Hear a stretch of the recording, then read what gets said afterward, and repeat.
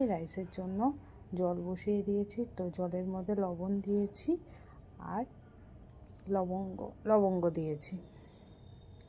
লবণ আর লবঙ্গ দিয়ে জলটা গরম করে নিয়েছি। গরম করার পর যেই জলটা ফুটে গেছে তখন আমি চালটা ভিজিয়ে রেখেছিলাম, বিরিয়ানির চালটা দিয়ে দিলাম।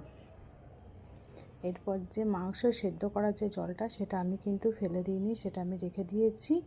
তো সেই জলটা দিয়ে হালকা অল্প অল্প করে মাংসটা কষাতে হবে। তো দেখো এখানে আমার রাইসের জলটাও ফুটে গেছে। আমি একটুখানি কাশ্মীরি লঙ্কা দিয়ে দিলাম। কাশ্মীরি লঙ্কার গুঁড়ো দিয়ে মাংসটা কষাচ্ছি। এদিকে আমার দেখো ভাতটা টকবক করে ফুটছে। এইভাবে ভাতটা হতে খুব বেশি টাইম লাগে না।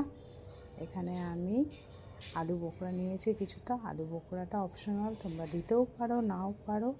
তো আমার কাছে ছিল, তো আমি একটু আলু বোখরা দিয়ে দিলাম। এখানে আমার ভাতটা হয়ে এসছে। তো ভাতটা নামিয়ে নেব। ভাতটা আমি নামিয়ে নিলাম। এখানে মাংসটা আমি কষাচ্ছি, সেটা দেখো অনেকটাই হয়ে এসছে।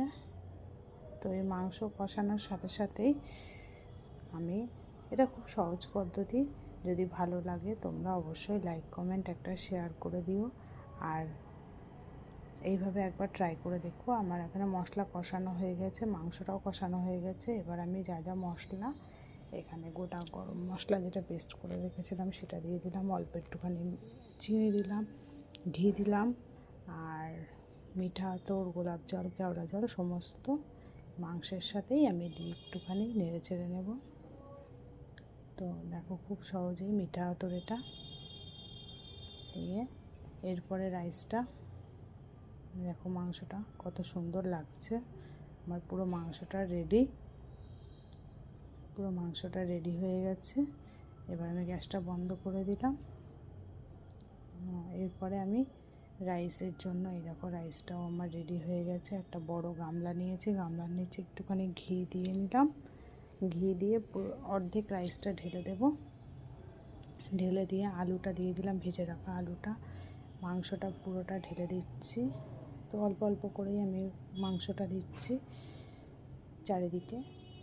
এরপরে যেই রাইসটা রয়েছে সেই রাইসটাও দিয়ে দিতে হবে। দিয়ে যেই গরম মশলা যেটা করেছিলাম সেই মশলাটা দেব।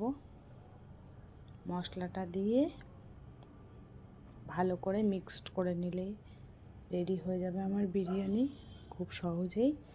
এইবার একবার এইভাবে ট্রাই করে দেখো, ভীষণ ভালো লাগবে। আমি এখানে 1 কেজি চালের বিরিয়ানি করছি।